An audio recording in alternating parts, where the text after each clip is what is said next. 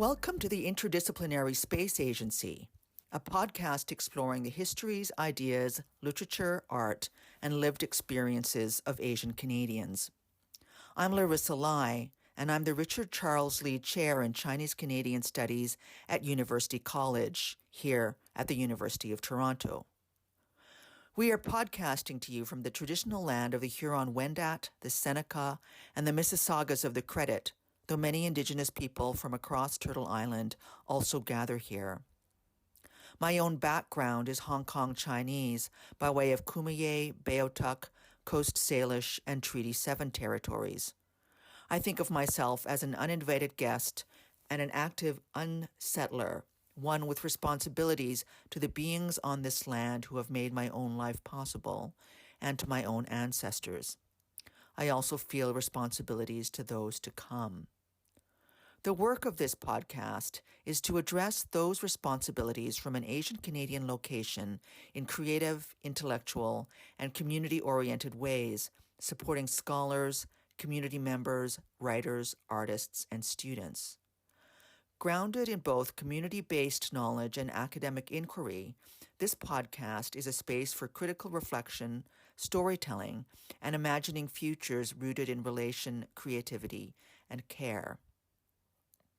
The podcasts are produced and recorded by the Interdisciplinary Space Agency, consisting of me and an evolving team of graduate and undergraduate students from the University of Toronto. You're about to meet one of them.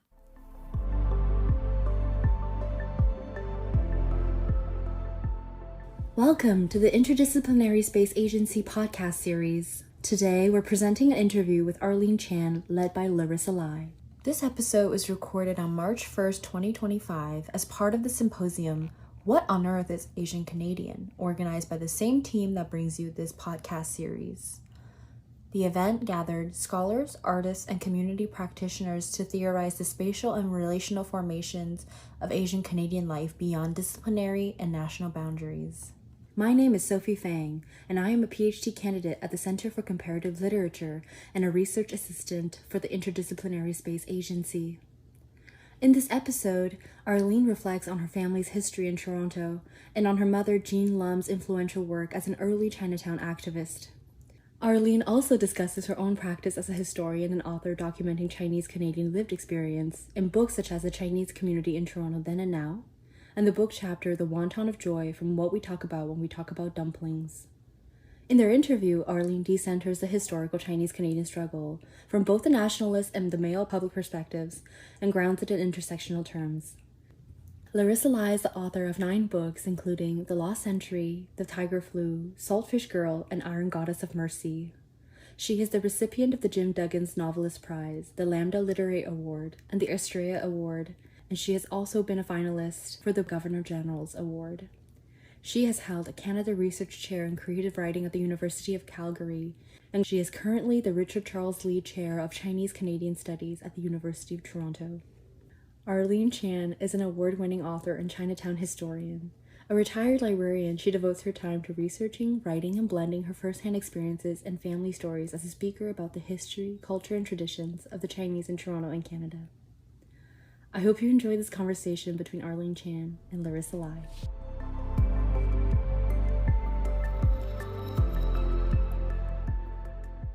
It's a real honor and pleasure to be here with you, Arlene.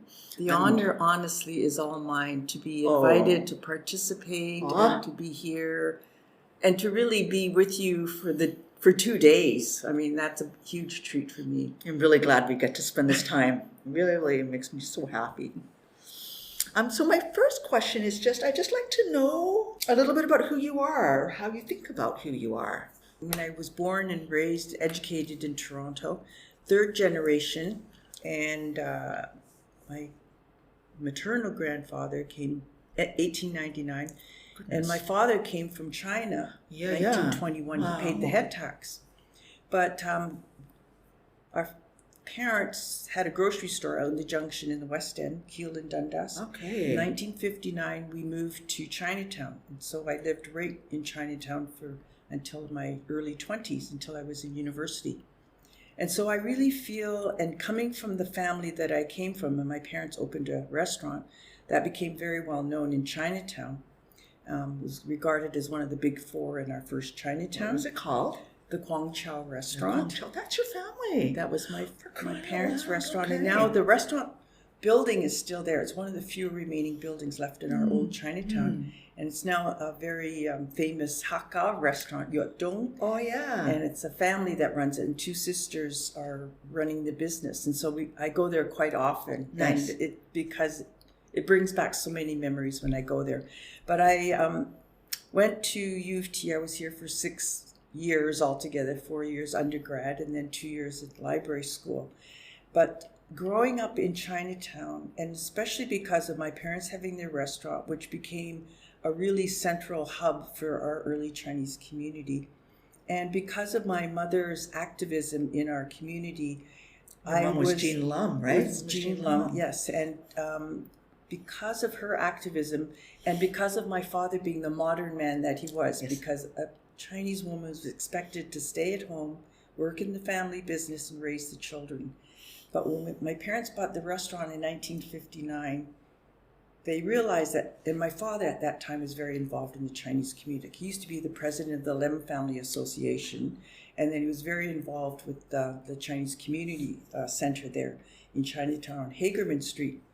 And so with both of them very active in the community, my mother at that point was active in the Wong Family Association and also the Lum Family Association, and all her other work that she was doing, that they came to the realization we can't have this business starting a new restaurant and have both of us doing so much community work, and then plus 6 kids in our family. So we were a big family. Yeah. So my father said to my mom, I'll stay, my dad said, I'll stay at work and then you can go and do more, release you from being tied down to the restaurant. So my mother only worked there on the weekends and in the evenings, where my father stayed there a long hours. So my mother's activism meant that as I was growing up during my formative years, trying to figure out, my Chinese Canadian, all those identity issues, being so exposed to the Chinese community. And later on, when I wrote my first book about the history of the Chinese in Toronto, to be writing these stories, doing the research and saying, oh, that's what Mr. Chong was doing. Oh, that's what Uncle Harry was doing. I had no idea. I was just meeting all these people, calling him uncle or or gong gong, and not knowing really what they were doing. And then in my adult years, to put all these amazing things that these individuals are doing, and just I constantly had these light bulbs going off. It must have been so amazing. It was so exciting. And I have my little office at home, and I'd be working away on the computer, doing research, and then I'd come across something, and then I would go, oh my gosh, and then I'd run out and tell my husband, guess what, his response was, oh, that's nice, What sticks out for you among the things that you discovered? Is there anything in particular where you're like, oh my goodness, that really, who'd have thunk it? And it, what floored you? Well, it was Uncle Harry, and he owned Lychee Garden, which was right next door to the Kwang Chow restaurant on Elizabeth Street. And of course, we just knew him as Uncle Harry. He was always so nice to us at Chinese New Year. We always got red packages from him. Then in my adult years, I learned that he was referred to as number 1 because of his high status. He was president of the Lem Family Association. He was the postmaster of Chinatown. When he opened up Lychee Garden, he wanted it to be the place. So he had a doorman, he had live music, just first class service, just all these things that I just would go up to Lychee Garden. Oh, it's nice here, but as a child, and then looking back as an adult, oh my gosh. And I had way more aha moments learning about what my mother achieved. Because as a child, yeah, that's nice. Oh, you're getting the Order of Canada. Oh, that's nice, Mom. So what's for dinner? That's how, when I look back, I said, we just, all the kids, maybe my older brothers, because I'm number 4 of 6 kids, so I have 3 older brothers. Right. And maybe my brothers were more seeing what was going on, but I was just a teenager. And, you know, when you're a teenager, the whole world revolves around you. Of course it does. Of course it does. So for me, I had so many aha moments about my mother. When did you start becoming interested in her work? Well, I have always been interested in Chinese Canadian history and could find nothing on the topic. So I would, even when I was in university and I would do research, and I found so little information out there. So it was when I was, I became a librarian, I was working, and I had raising my 2 boys. And my husband was in the hospitality business, so he was never home on the weekend and in the evening. So I was asked in the 90s by a publisher who had asked somebody to write a children's book about my mother's life, because nothing had been, my mother was extensively covered in the media, newspapers, magazines, and lots of interviews, but there was nothing for a younger audience. And it's so important in those early years, because especially when I looked for a book on Chinese characters, I found 5 Chinese brothers. So to find an Asian face, I knew how important that was. Yeah. So this publisher said, you know, I've asked somebody to write this book about your mother, but things aren't progressing well. So he said, Mrs. Lumb, I know one of your daughters is a librarian. Do you think she'd be interested in taking on this project? My mother's immediate response was, oh no, Arlene is so busy. She's working full time. She's got 2 young children. Her husband's, you know, so busy with his work. And so when she told me, I just sort of went, wait a minute, you know, hold Good for on. you that you saw. There was a door opening. Yeah. So I contacted the publisher, and so I said, well, why don't I write 1 chapter, and if you like it, then I'll keep going. And if you don't like it, I totally understand, because you know, I've never written a book before. I was an English major, but still, it just, writing was not on my radar. So he loved what I wrote, so I kept going. So that's how my first book was. And it was because I was asked to write this book. So it was a children's book, and it was, even though I'd heard my mother's story so many times as I was growing up, I still had to interview her, because I needed to get everything just right. So the book came out, and it was called The Spirit of the Dragon, the story of Jean Lumb, a proud Chinese Canadian. It's a big subtitle, but I wanted to get everything in, knowing as a librarian that it's important what's on the cover and on the spine of the book.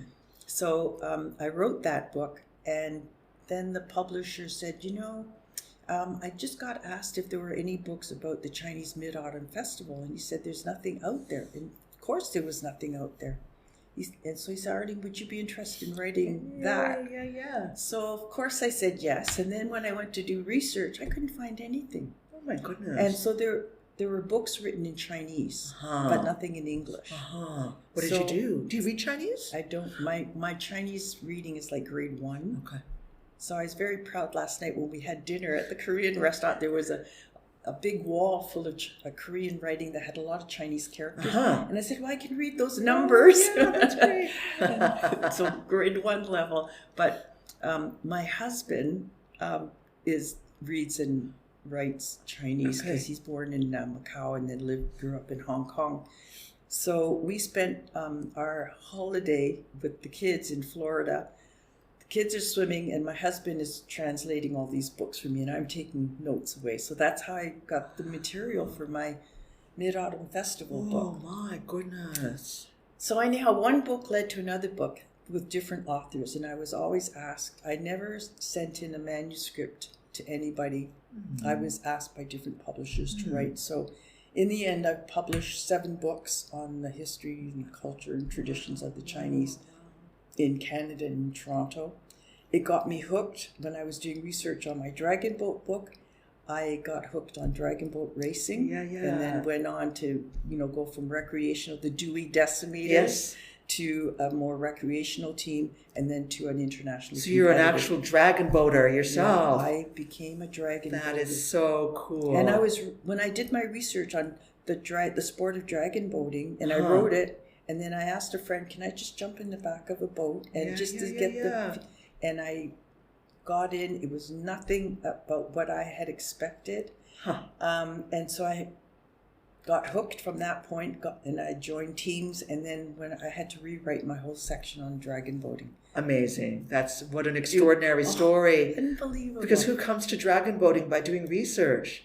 Exactly. That's so cool. And what I'm so proud of in terms of the Dragonboat Festival and Dragonboat racing is that here is a Chinese cultural annual event, so important as one of the top 5 festivals that are celebrated around the world, is now an international sport. That's amazing. And when you look at the Dragonboat teams, most people are not Asian. Right.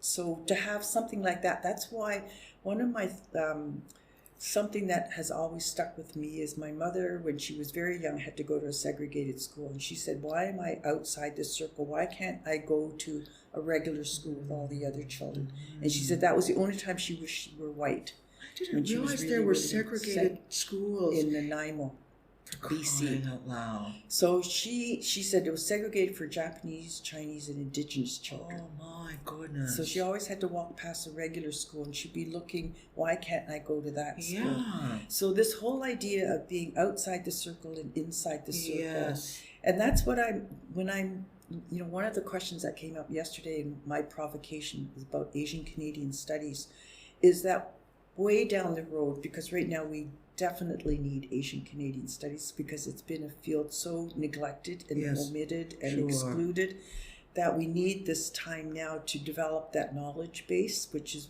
we're doing a great job, and I'm really thrilled at how much there is, but we still have to do more.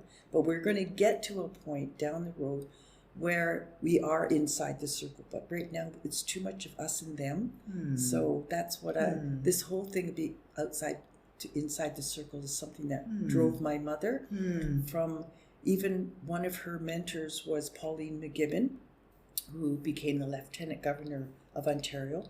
And Pauline McGibbon said to my mother, she said, Jean, you're so active in the Chinese community, but it's time now for you to step outside the community and represent the community. And that's how my mother broke so many glass ceilings by becoming the first Chinese Canadian woman to sit on boards of Women's College Hospital, Mount Sinai Hospital, etc. So extraordinary. Like she did so much. And being a woman, being Chinese, and being, even in the Chinese community, she was the only female delegate of a delegation that went to Ottawa to plead for more changes to our immigration laws for family reunification.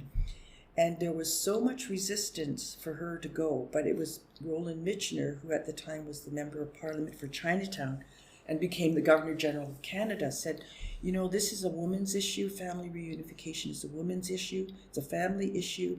The Minister of Immigration at the time was Ellen Fairclough, and she was the first female cabinet minister. So for all these reasons, Roland Michener said we should include a female in our delegation, and he recommended my mother. Amazing. And so he had to convince the other delegates, all other male delegates, we need to have Jean Lumb come along. And and it was reluctantly, they said, okay, you can come, but you have to sit in the back, be quiet as a mouse, don't say anything. And then in the end, she turned out to be the hero of the day. Good for her. Because the Prime Minister, seeing that she's the only female, wouldn't let her sit in the back, So he insisted that my mother sit beside him, and on the other side, Mr. Wong Fun Sin, who was the official spokesperson. Okay. And Wong Fun Sin, as he was reading out the brief to the Prime Minister John Diefenbaker, Prime Minister kept leaning over to my mother and saying, what did he say? So my mother ended up repeating the whole brief in his ear. Wow. And it wasn't until years later that people learned that the Prime Minister was hard of hearing. Oh, gosh. On one side.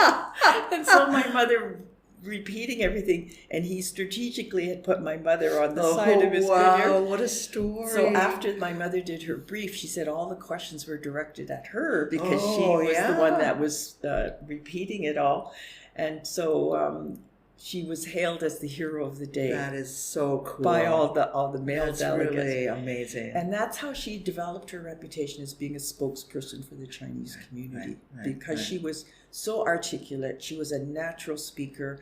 Her English was like wonderful. I mean, she only had grade 6 education. Wow. She had to quit school to help support the family of 12 children. Oh my goodness. When she was growing up. But my mother was a lifelong learner. Yeah. And even when she became a citizenship judge, because she lost her citizenship when she married my father. What? Because in those days, the wife had to take on the official status of the husband. And because my father's status was alien, because he was born in China, my mother became an alien. And so she eventually got her citizenship and then became appointed as a citizenship court judge. Wow. So that's just like a really oh my goodness, full circle what she's lived through and what she's achieved. That really is quite something. So this is the environment that I grew up in, seeing what my mother was doing, being such a strong powerhouse, but then at the same time seeing the quiet support from my dad. And my mother's family was always first. For her, it didn't matter what was going on. Family was first. And that is a value that I've really carried forward through with my own children. Tell me more about that. So how do you think of what do you think it is that you've inherited from your mother in terms of your character, in terms of the things that interest you, in terms of the work that you do?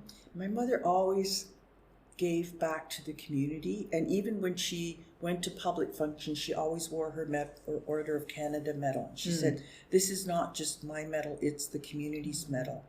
And so that has always struck me. So that I that's why I say I like to feel that I'm humble. I'm not. My mother was very humble. Despite all that she achieved, despite all the firsts that she did, she was very, very humble and always gave back to the community because she said, "This is not me; it's the whole community," and I'm, working with the community. So, I learned from her again the values of respect, looking up to our elders. We were really raised to Tanghua, Heonghua, to listen. And sometimes that worked against me because it was really instilled in you don't talk back, you always show respect.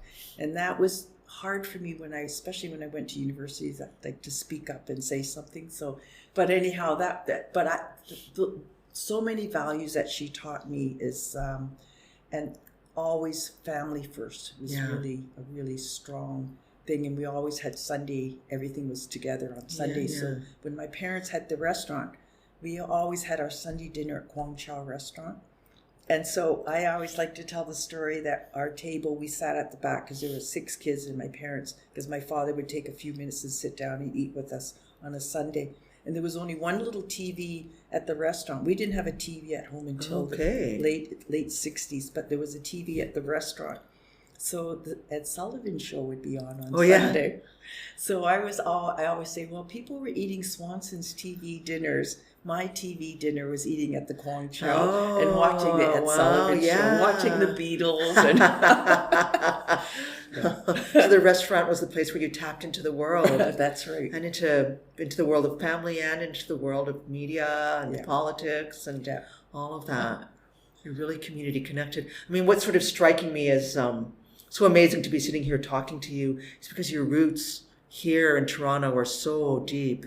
They go back like not just to the last century, but to the one before. Yeah. Do you write about, it was your grandfather, you said, that came in 1899? Do you write about him? I haven't written about my grandfather, except in mentioning him when I wrote the book about my mother.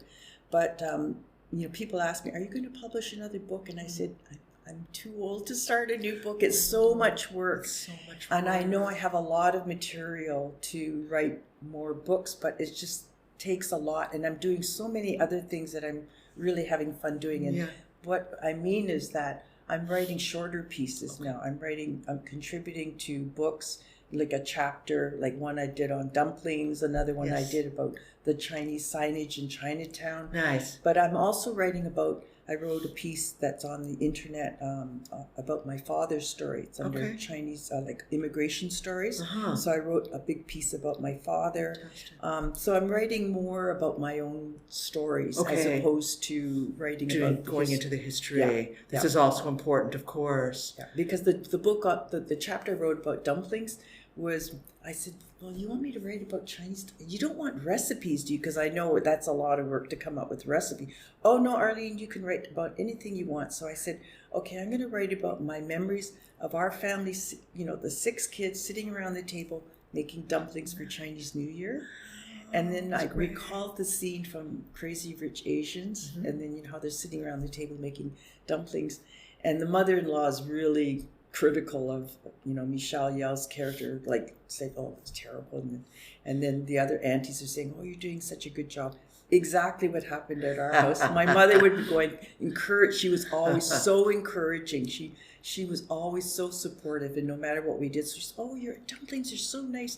And then my aunties, "Oh, that's so terrible. Like I can tell this is yours. It's leaking out." What's the right way to fold a dumpling? What's the trick? Well, there's so many different ways to fold dumplings, right? But it didn't matter which way we did it. The auntie was criticizing. Oh, just it's wasn't uneven. That this is too thick. That's so funny. Yeah. Different characters in your family. But my father was very quiet, but he had a very good sense of humor. And for example, when I would tease my father to show you the kind of humor he had, I said, "Dad, you were so lucky that when you got matched up with Mom, because at that time there were only the ratio of men to women was 18 to 1, and then you got matched up with Mom. You're so lucky." And then he said, "Well, there wasn't much choice back then." Oh no! But he was just joking. But that was his sense of humor. But my mother was always very, very supportive and very encouraging. And she rarely said "Oh, you're doing a bad job" or "do better." And each of us, we achieved differently in our school studies and what we did. Like my brothers were excellent at gymnastics, and she always really focused on our strengths. She didn't pick on our weaknesses and make fun of us. Great. Really building our confidence, loving and encouraging, and and that I've tried to translate to my own 2 children, and so it really passed down. That's really, really great. Really great. How do you decide what to write about?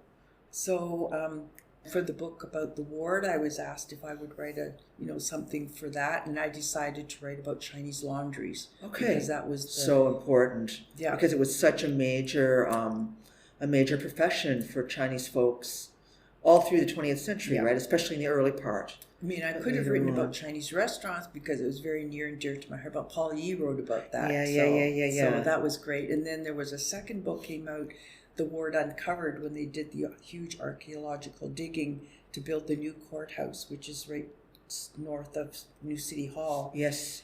There was a Chinatown there before. Well, it was part of Chinatown, and the Chinese United Church was on that site. Oh my gosh. And before that, it was the British Methodist Episcopal Church. Okay. So it kind of reflected the different waves of immigrants that were living in that area. So of almost 1 million artifacts that were dug up when they excavated, they found all kinds of things.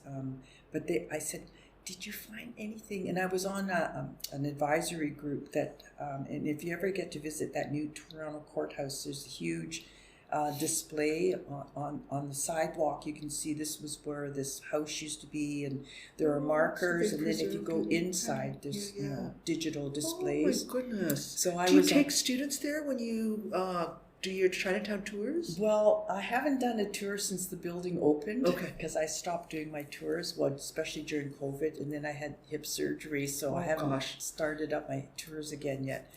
But the chapter that I wrote for that, because they didn't find one, I said, "Did you find any Chinese objects?" And they didn't find anything.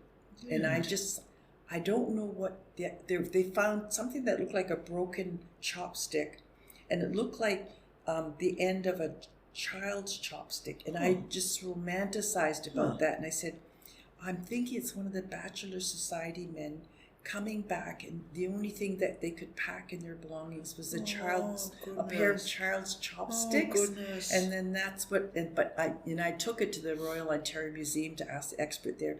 Can you tell me if this is just a picture?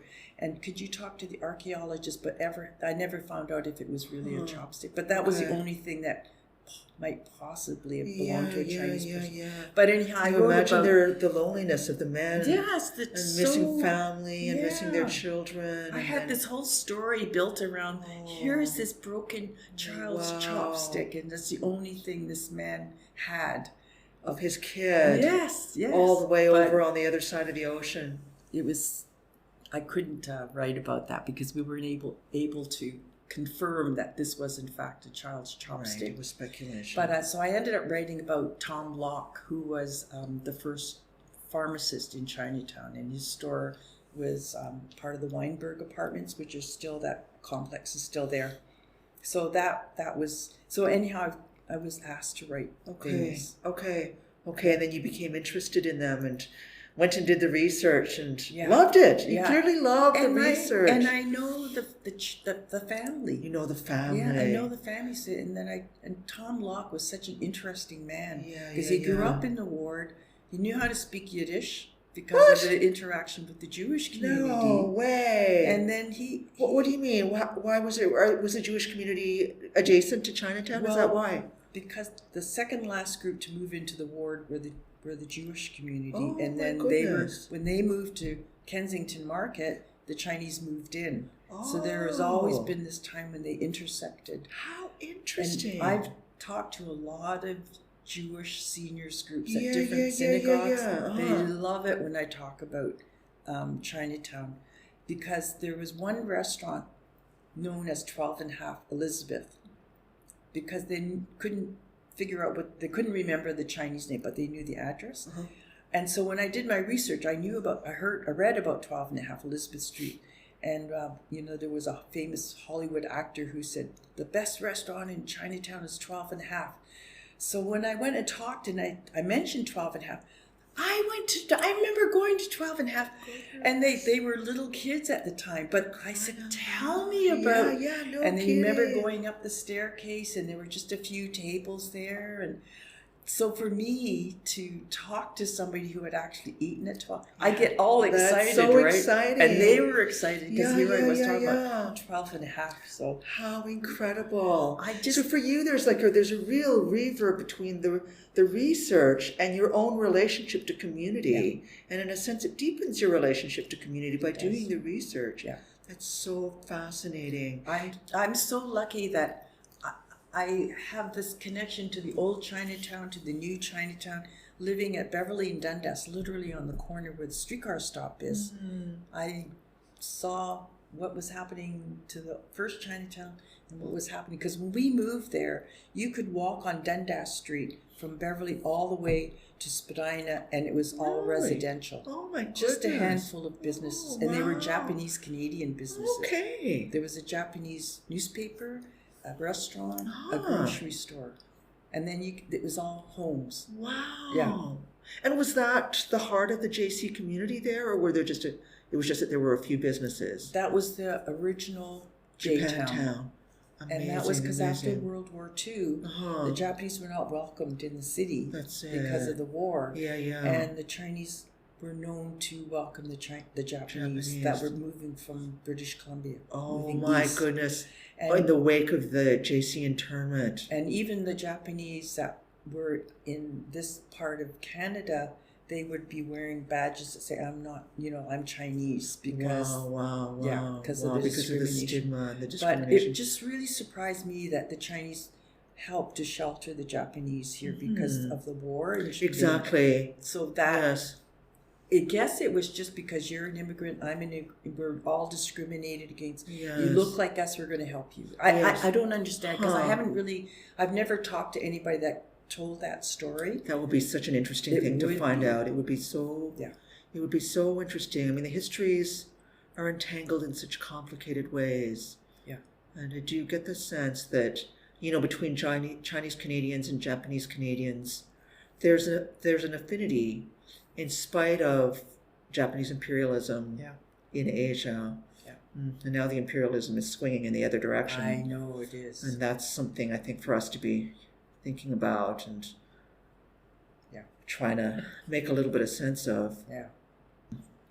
I wanted to ask you about the walks, your Chinatown walks. Yeah, you've been giving these tours of Chinatown. Yes. Okay, so it was before the pandemic. Yes. But you were doing it for a little while. Yes. In the aftermath of your book on the history of Chinatown, as you begin dragon boating, after doing some research on the Dragonboat, you begin giving walking tours of Chinatown after doing archival research. Yes. So tell me about those. Who are the participants and where do you take them? Well, Heritage Toronto has been doing tours all around Toronto, and they always rely on volunteers to lead the tours.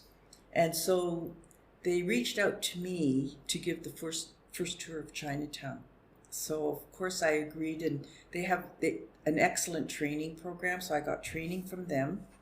And, you go to a practice session, you actually lead a tour, someone's critiquing you. So it was an excellent start for me to do tours. And when I started at the beginning, I was very different from how I ended up doing my tours as I got more and more experience and more confidence. But the people that signed up for the tours were mostly not Chinese people, not Asian people. They weren't. Who were they? From all over the city. Okay. And it was a huge group.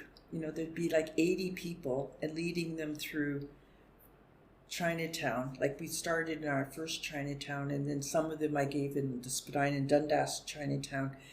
And so I started off, I was much too formal, too much information, too many dates, too many, dry things. When I look back on, I'm kind of like, oh, what did I do that for? But now when I do it, I really focus more on stories and, look up, and you can see this. You always have to look up on the second floor, because you can see at the back, you can still see the top of the house that used to be there. It's just the front has been built up. So things like that, I'm pointing out, and I've dropped a lot of spots, but I have my favorites where, there's a ghost story here.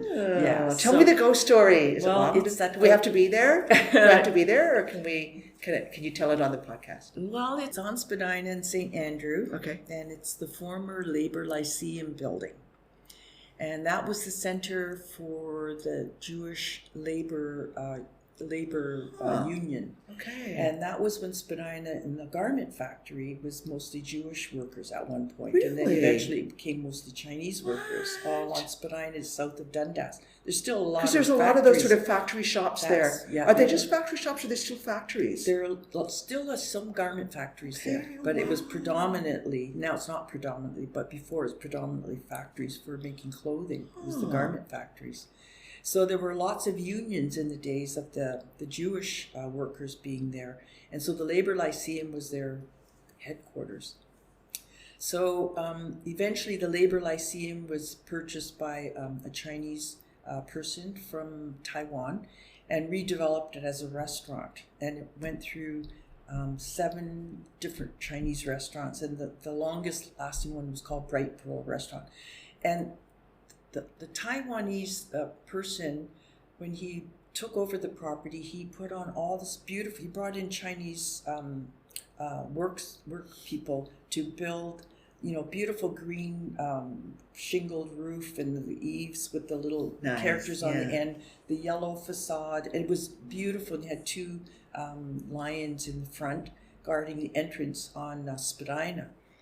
But that building, from day one of the Chinese restaurants, was considered to have bad feng shui, bad luck. Okay. And so all these things were done with mirrors, and there was a sign across the street on Spadina turning it a certain way to ward away the evil spirits. And so there were feng shui masters.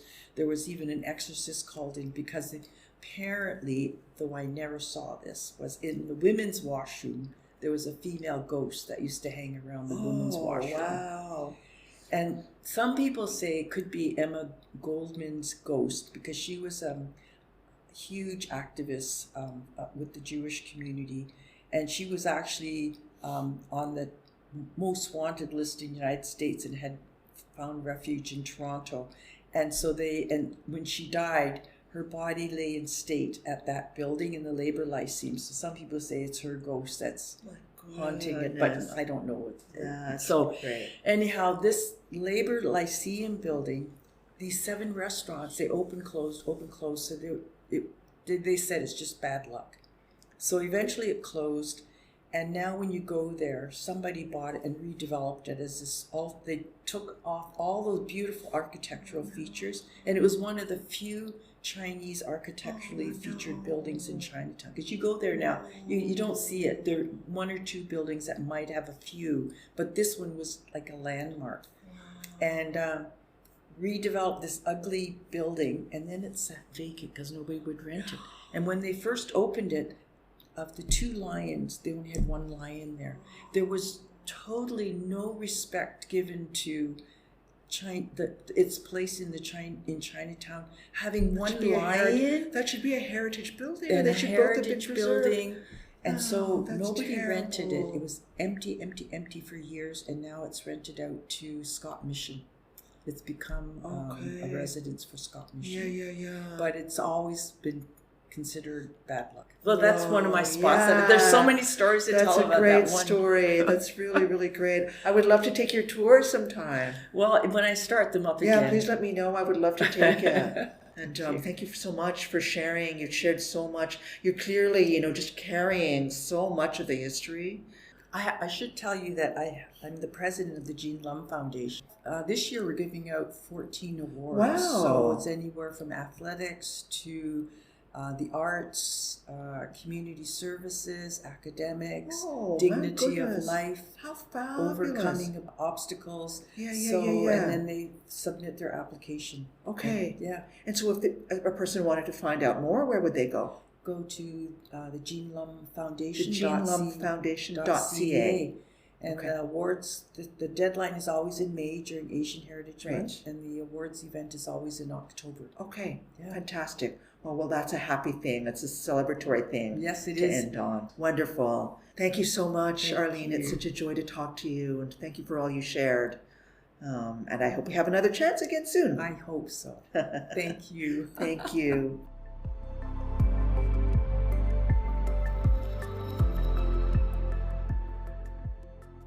I hope you enjoyed this conversation between Arlene Chan and Larissa Lai.